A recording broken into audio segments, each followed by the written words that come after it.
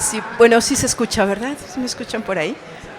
Hola, ¿qué tal? Pues bienvenidos, bienvenidos esta tarde para platicar un poquito de Gabriel Said. Lamentablemente, Fernando García Ramírez, que iba a estar en esta conversación y quien es uno de los antologadores de esta colección, no pudo tomar el vuelo en la Ciudad de México.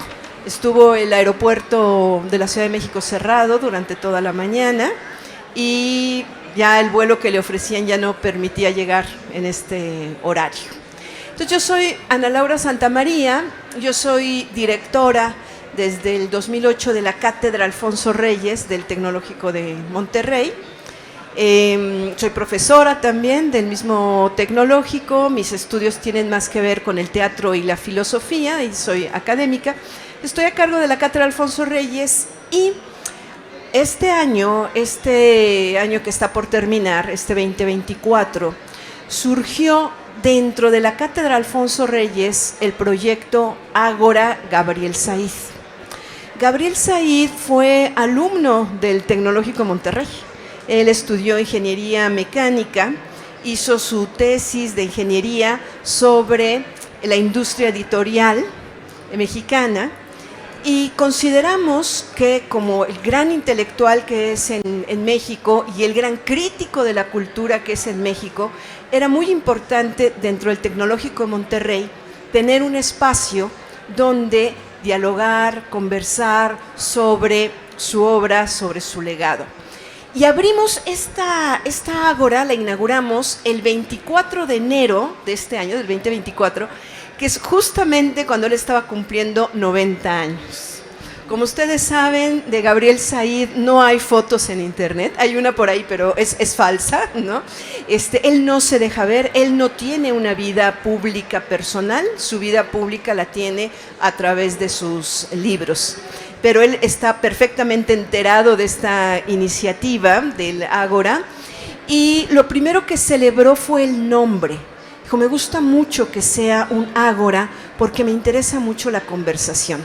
Por eso es que el día de hoy es lamentable porque queremos que todos los eventos del Ágora tengan este sentido de conversación y no de conferencia magistral, sino privilegiar la conversación como una forma de privilegiar el pensar juntos, de privilegiar la escucha, la inteligencia común. Y ese 24 de enero que nació el Ágora Gabriel Said, lo que hicimos fue una conversación entre Enrique Krause y Christopher Domínguez, que son uno de los grandes conocedores de Gabriel Said. Y el evento se llamó Los Mundos de Gabriel Said. Y realmente fue con los estudiantes muy cercana a la reflexión que tanto Enrique Krause como Christopher propusieron. Y a partir de ahí consideramos que tendremos al año 4 eventos de esta Ágora. Tendremos todos los 24 de enero, vamos a tener un evento. El próximo va a ser un taller de creación poética con Malva Flores, que es poeta ganadora del premio Alfonso Reyes. Y el 23, todos los días 23 de abril, que es el Día Mundial del Libro, vamos a tener también un evento del Ágora Gabriel Said. Y decidimos también que si queríamos acercar el pensamiento de Said a los más jóvenes, sería bueno hacer una publicación accesible y atractiva, siguiendo la colección que hicimos en la Cátedra Alfonso Reyes sobre Alfonso Reyes. Tenemos una colección que se llama Capilla Alfonsina, en donde reunimos temas y una pensadora o un pensador realiza un prólogo. Por ejemplo, reunimos escritos de Reyes sobre México, y quien lo prologó fue nada menos que Monsiváis, Carlos Monsiváis. Hay otro que es sobre memoria y lo prologó Margot Glantz. Tenemos otro sobre literatura universal, prologado por Liliana Weinberg, sobre periodismo, Federico Reyes Heroles. En fin, es una colección que como libro de bolsillo permite un acercamiento a Alfonso Reyes y hay una introducción. Entonces quisimos realizar esto también con Said. dijimos, vamos a hacer también una edición de libros muy accesibles con temas relacionados y prologados también por algún pensador, algún intelectual. Y por ahora hemos pensado en 10.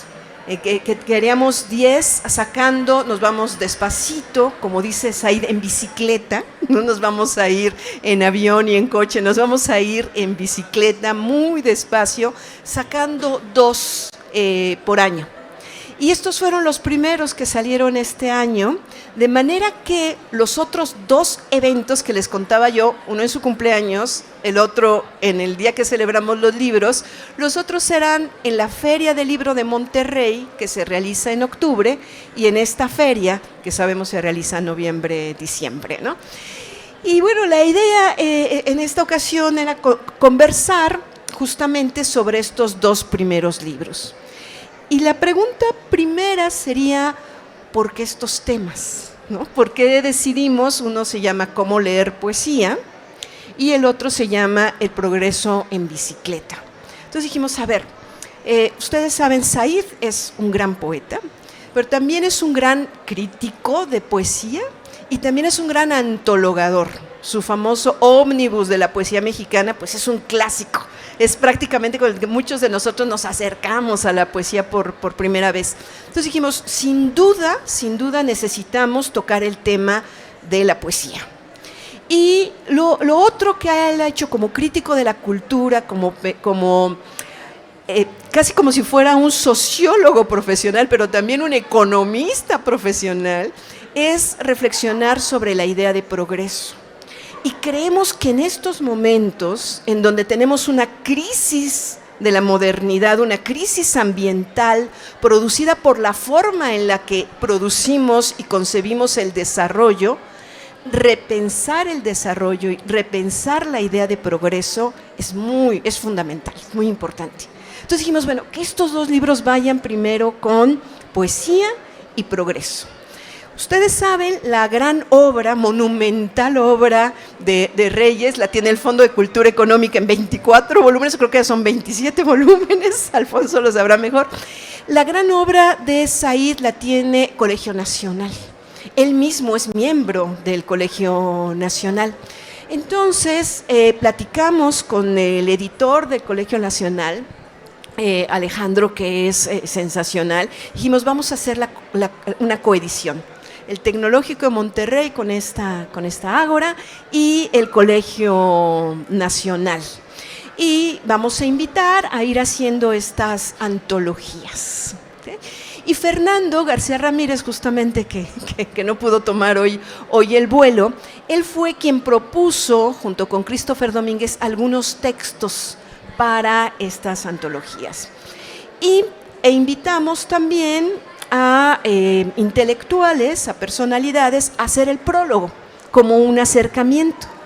Y este libro, el primero, el de Cómo leer poesía, el prólogo es nada menos que de Malva Flores, que es una de las grandes especialistas en poesía, muy cercana a Letras Libres, premio, les decía, internacional, Alfonso Reyes, y ella hace un prólogo, ¿no? al libro, y nos explica un poco la selección de estos textos. Entonces dijimos, no seleccionaron poemas, sino seleccionaron crítica a la poesía. Y creemos que esto es muy importante en lo que queremos despertar con los jóvenes. El sentido de que sí, la poesía nos permite desahogar la emoción, ¿no? Nos identificamos con esta expresión, pero que tiene formas, que tiene imágenes y que tenemos criterios para acercarnos a ella. Entonces, el primer texto que viene aquí se llama El brindis del bohemio. Es un texto muy breve y es un texto donde Said justifica por qué incluyó un poema como El brindis del bohemio, que es así como el punto culminante de la cursilería, digamos, en su antología Ómnibus de la poesía mexicana. y excluyó el famoso Nocturno a Rosario. A lo mejor todavía a los jóvenes de hoy les resuena el yo necesito decirte que te quiero, decirte que te adoro con todo el corazón, y aquel final tremendo, y en medio de nosotros, mi madre como un dios, ¿no? Este poema con el que crecimos nosotros como generaciones, a ustedes no les suena, ¿verdad? No. Okay. Hubo reclamos a Said de que no había incluido el Nocturno a Rosario, que todos nos sabemos de memoria, y sí el Brindis del Bohemio, que también más o menos nos resuena en torno de una mesa de cantina, ¿no? Por mi madre, bohemios, mas no por la mujer en la que halláis, ¿no?, consuelo en los embelezos, sino por mi madre. Los dos son poemas terriblemente edípicos, ¿no? Terriblemente cursis. Y sin embargo, lo que hace Said es un análisis de por qué le parece que el Brindis del Bohemio tiene un mayor logro poético. No es un poema tan reiterativo, no es una explosión sentimental como Acuña, que además después va y se suicida efectivamente por Rosario, ¿no? Sino que realmente lo que está pasando en el Brindis del Bohemio, incluso dice, es cinematográfico, porque nos dice en torno de una mesa de cantina, 6 alegres bohemios, ¿no? O sea, hay varios personajes y va construyendo versos que son atractivos, que tienen una sonoridad, que nos van contando una historia. Y entonces es un pequeño texto en el que hace esta defensa. Y creemos que para los jóvenes, bueno, primero acercarse a estos poemas que son parte de nuestra formación sentimental, pero también ver lo que él como crítico literario valora es muy importante. Y sobre todo porque queremos también fomentar la escritura de la poesía por parte de los jóvenes, ¿no? Estamos justamente, ¿no?, en esa edad en la que conectamos con nuestras emociones, encontramos formas de expresarlas y que sepan que hay ciertos patrones sobre los que podemos conversar en torno a la poesía. El siguiente texto de cómo leer poesía es sobre retórica y visión poética. Es un poquito más técnico, nos habla de cómo la poesía ha tenido que ver con el conteo de las sílabas, pero lo que él establece es muy interesante. Dice, el análisis tiene que venir después para entender bien cómo está construido el poema, pero no puede venir antes, es decir, no puede ser una normativa, ¿no? Es un poco lo que pasa con la poética de Aristóteles, ¿no? Aristóteles escribe la poética cuando ya los grandes trágicos griegos, los poetas trágicos, habían escrito las tragedias. Y no está escribiendo un formulario de cómo hacer tragedia generando helos y fobos, ¿no? Terror y compasión, sino nos está diciendo lo que la tragedia ya hizo. Entonces él dice, nosotros necesitamos el análisis para ver lo que ya está escrito, pero no cómo se debe escribir y menos tratar de que el conteo de sílabas, ¿no?, en estos momentos sea el patrón, digamos, a seguir. Y en este texto, en Retórica y Visión Poética, nos va a hablar de un poema de Octavio Paz, donde nos dice de qué manera crea imágenes que son verdaderamente inusitadas, con un tema tan común en la poesía como es la luna, ¿no? A la luna todos le hemos escrito alguna vez, la luna es parte de lo que... Es muy interesante, ¿no? Porque no solamente la belleza de la luna, sino eso que está fuera de la tierra, pero que nos refleja una luz y que además nos hace sentir que somos parte del cosmos, porque la luna tiene efectos sobre las mareas, ¿no? Entonces, más allá de todo el ámbito romántico que la luna permite, que dar luz en la penumbra, la luna nos habla de nuestra conexión cósmica, digamos, ¿no? Pero Octavio Paz, en este poema, hace unas cosas verdaderamente inusitadas, contrarias a todo romanticismo, cuando dice: como un enfermo desangrado, se levanta la luna sobre las azoteas. Es una imagen, un enfermo desangrado. O sea, no está lo rojo de las mejillas, ha perdido la sangre.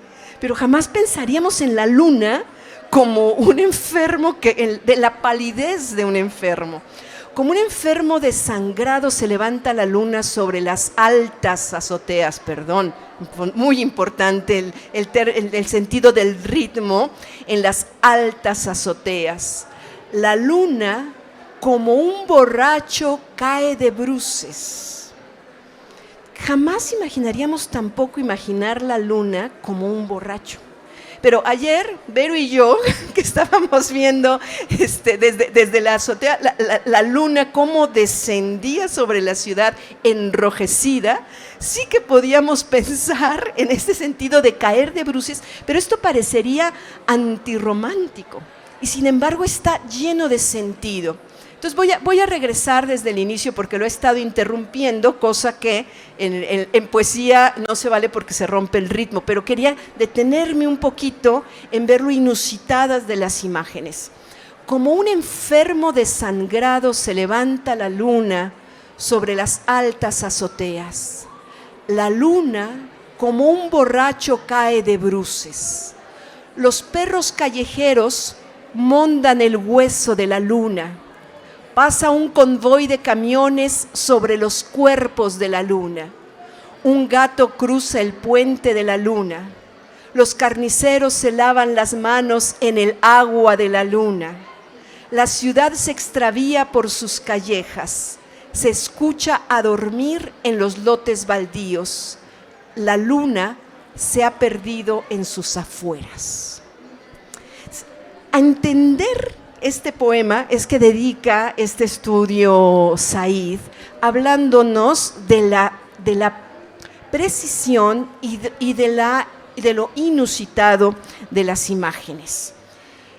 Y después sigue otro texto que se llama el problema de la poesía que sí se entiende.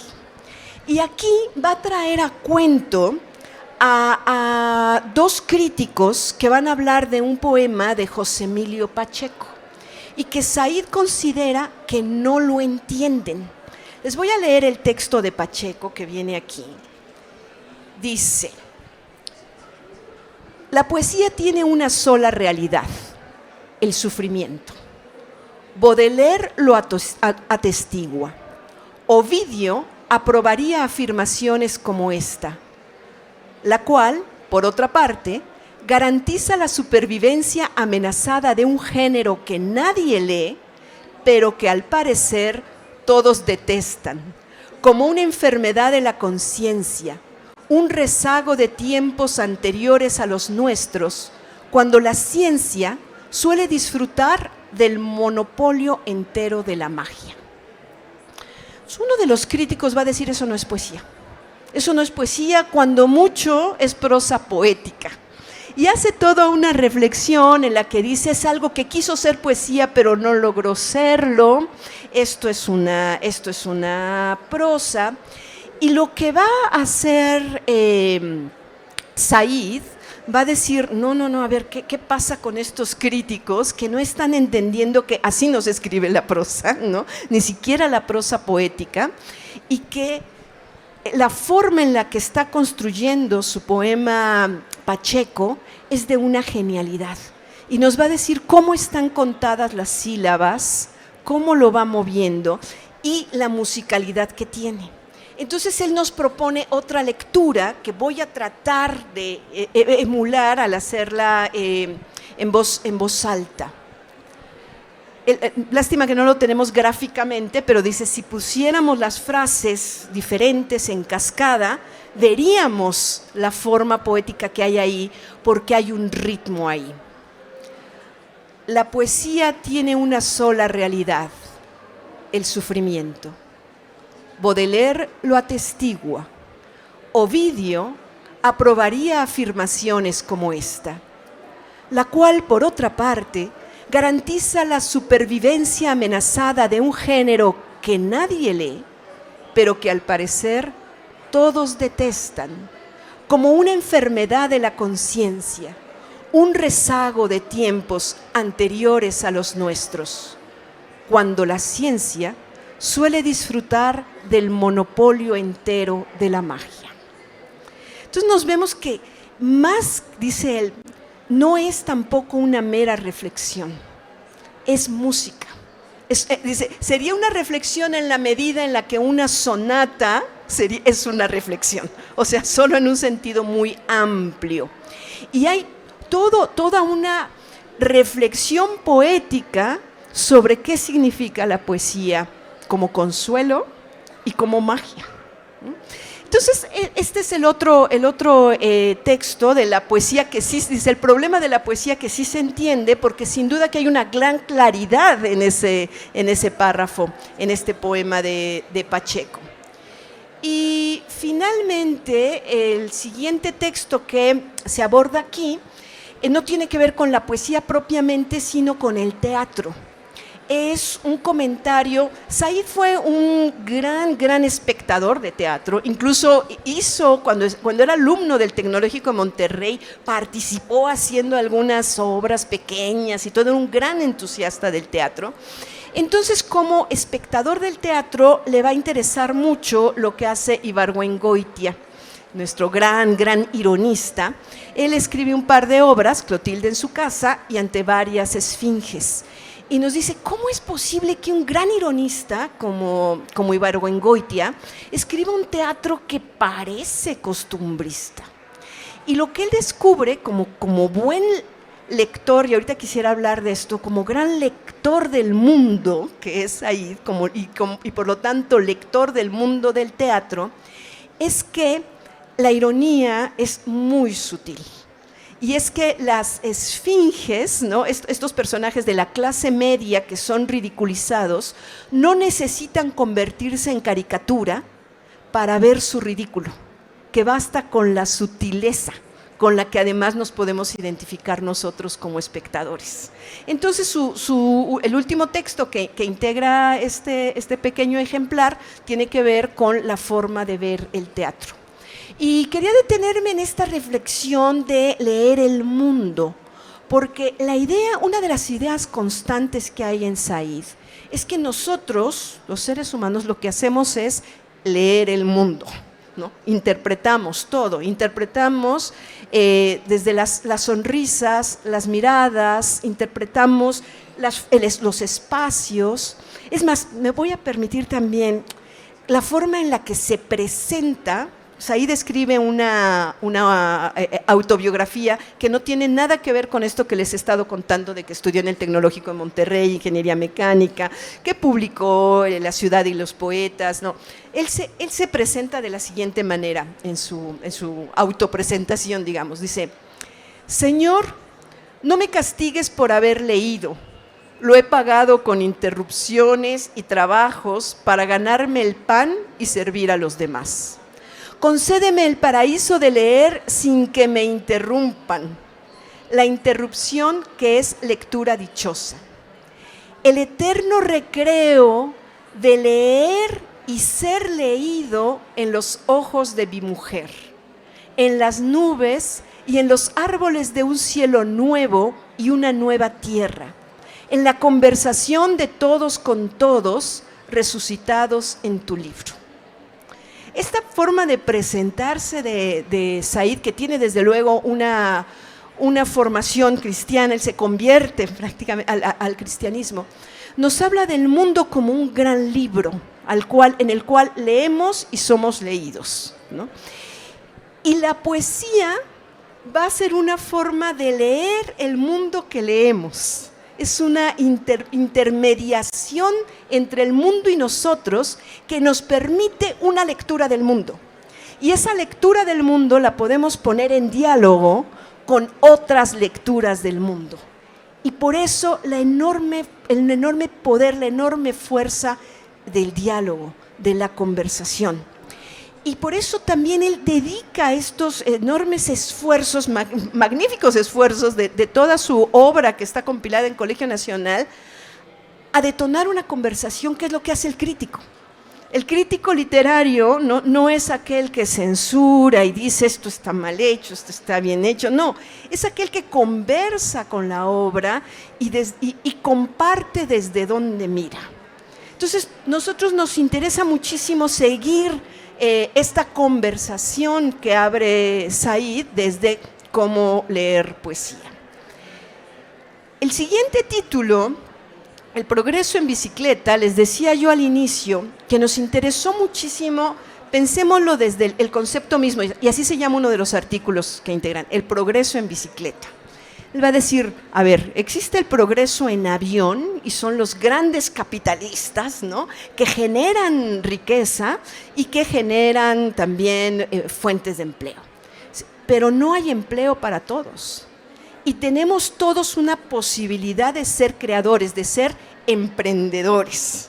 Y en este sentido de emprender, podemos transformar nuestras pequeñas parcelas. Y podemos generar un progreso en bicicleta que de cualquier manera camina, ¿no?, pero camina de una forma armónica. Y él habla de una serie de cuestiones, hace todas unas propuestas como si fuera un economista, como el economista que no es, donde dice, por supuesto que se requieren microcréditos. Y habla de microcréditos que van a poder ser rentables, porque los pequeños comercios, las mini empresas son rentables. Los problemas a veces vienen, él lo ve así, cuando quieren crecer demasiado. Cuando le va bien a la microempresa y quiere crecer, y entonces al crecer requiere de un mayor capital y entonces ya no puede cumplir. Pero no está mal, y esto tiene que ver con todo un sentido de preguntarnos finalmente a qué venimos a la vida. Es decir, tiene un sentido filosófico, ético. ¿Qué es lo que es para nosotros finalmente una vida plena? Y romper la idea de que una vida plena es la que nos permite una idea de éxito progresivo de gran acumulación.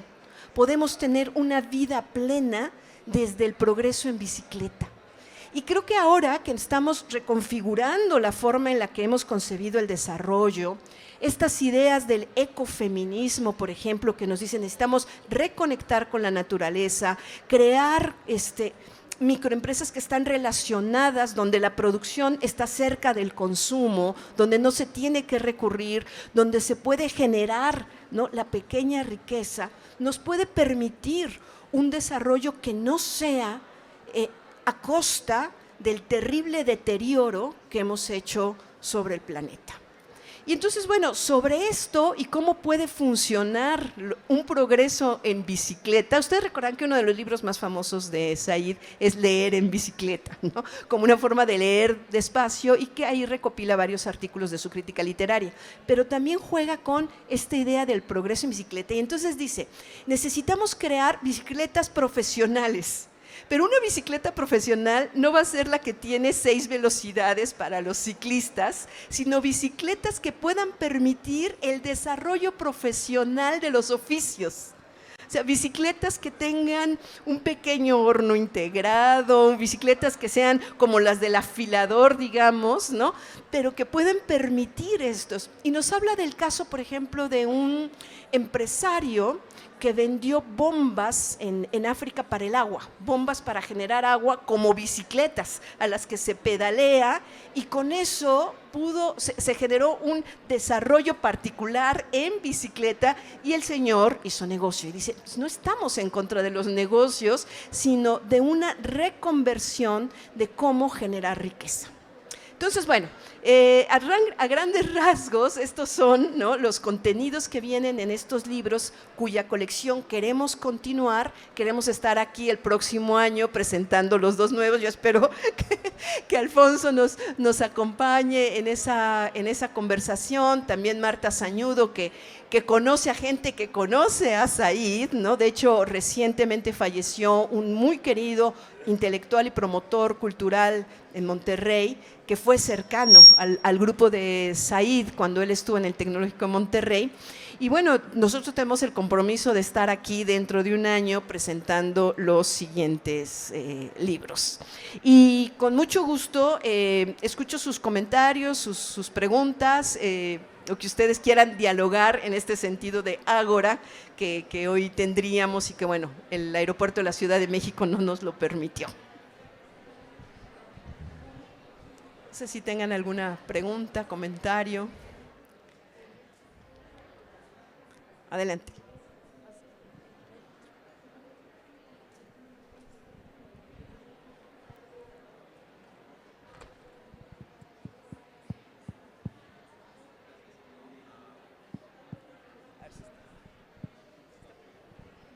A ver, habla, ahí. ¿Le prestamos este, Pepe? Porque ese no está prendido. Gracias. Bueno, me gustaría hacer el comentario de que yo estoy aquí en el stand porque estoy haciendo servicio social por parte del TEC de Monterrey y llevamos aquí desde el sábado, pero una cosa que me llamó mucho la atención es que desde que llegué del sábado, de todos los libros que están en el stand, estos 2 libros fueron los que más capturaron mi atención desde el principio. Y en varias ocasiones tuve oportunidad chiquitas de hojearlos. También no me los quise acabar porque son muy chiquitos, ¿no? Yo no suelo leer poesía porque no porque no quiera, sino porque siento que no, como he tenido el tiempo para hacerlo y porque ciertamente tampoco sé hacerlo. Entonces me parece muy buena esta iniciativa de crear un libro sobre cómo leer poesía, sobre todo para que la generación a la que pertenezco se acerque más a la lectura de la poesía. Y bueno, pues me encantó la iniciativa y muchísimas gracias. Muchas gracias a ti. Yo les recomendaría, déjame regalarte para que los tengas tú para ti. Les recomendaría, para comprender bien el primer texto donde habla del brindis del bohemio, ir a internet porque lo tenemos más cercano, o buscar el ómnibus de la poesía mexicana sería realmente la recomendación adecuada, y leer el brindis del bohemio, que son muy accesibles, y el nocturno a Rosario, que es muy accesible, y que tú generes tu propia visión sobre los 2 poemas. Y que tú también puedes decir, no, pues a mí la verdad yo no estoy de acuerdo con Said porque a mí me gustó más el Nocturno a Rosario. Es perfectamente válido mientras puedas dar argumentos, ¿no? Mientras puedas pensar por qué. ¿Qué fue lo que te movió? ¿Qué pasa? Él habla de 2 cosas fundamentales, el ritmo y la imagen.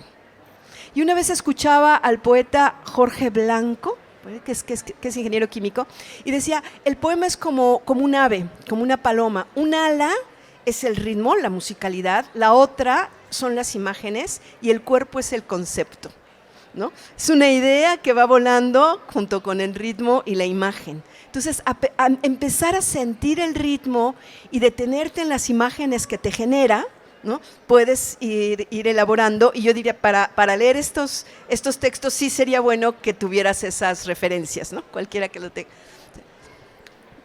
Sí, Pepe.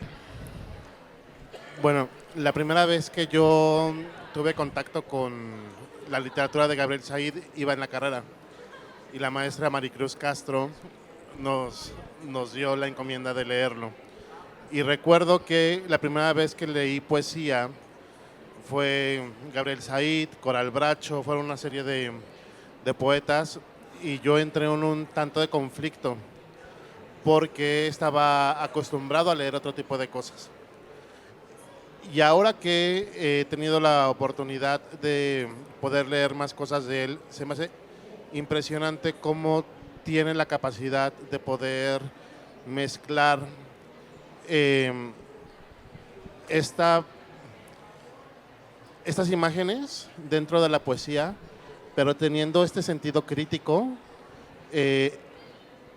tocando temas de la economía y de la sociedad y de los conflictos que se han ido tocando a través de las décadas. Entonces, ha sido un placer escucharte porque, como tú mencionas, creo que la literatura, el cine, las bellas artes se tienen que dialogar, y hemos perdido muchas veces esa capacidad de compartir nuestras ideas con el otro, pero también aprender a escuchar del otro, ¿no? Y creo que es ahí donde realmente se construye el conocimiento. Cuando escuchas lo que el otro interpretó sobre lo que tú leíste o lo que tú viste, se expande tu campo de conocimiento. Entonces, hoy se expandió para mí ese campo de conocimiento gracias a tu interpretación y a todo lo que viniste a darnos. Así que muchas gracias. Gracias, Pepe. Pues tenemos otros libros por aquí que tengo la posibilidad de obsequiar con el permiso del Colegio Nacional. Entonces, no sé, podemos, si alguien me dice otro título de Said que no hayamos mencionado, con mucho gusto les puedo obsequiar un juego, si les interesa. Sí, bueno, pueden una idea que a mí también me gusta mucho de Said, pensando en que hizo su tesis sobre la industria del libro. Y luego escribe un libro como Los demasiados libros. Y entonces él va a decir, y bueno, si no son demasiados libros, o sea, siempre muchos más libros de los que podemos leer. Y tenemos bibliotecas donde tenemos libros que no vamos a poder leer, ¿no? Y él dice, pero esto es muy importante, o sea, saber que no se agota. Tener este sentido de continuidad. Es como tener la experiencia de la espiral, que no se cierra. Y nos dice que es muy importante que se sigan produciendo libros, aunque algunos los lean muy pocos. Que se vale que haya libros para muy pocos y que no tenemos que leerlo todo. Y creo que estas ideas nos tranquilizan cuando vemos libros que decimos, pero es que quisiéramos leerlo todo, ¿de qué me estoy perdiendo, no? ¿Cómo es posible que no conozca? No, bueno, es nuestra experiencia lectora mientras estemos ejerciéndola, pero que no nos genere angustia la idea de los demasiados libros, ¿no? Es un juego, o sea, sí son demasiados, pero nunca serán demasiados, ¿no? Y lo otro también importante, pues, es la reflexión de la era digital y la lectura, ¿no? Ahora que podemos leer digital, de hecho, los libros están también en su versión digital, pero la experiencia del libro objeto, la experiencia sensorial, el pasar página, hace que nuestras conexiones neuronales funcionen diferente y seguimos amando el libro objeto, y también por ahí va Said. Marta, ¿algo que quieras compartirnos?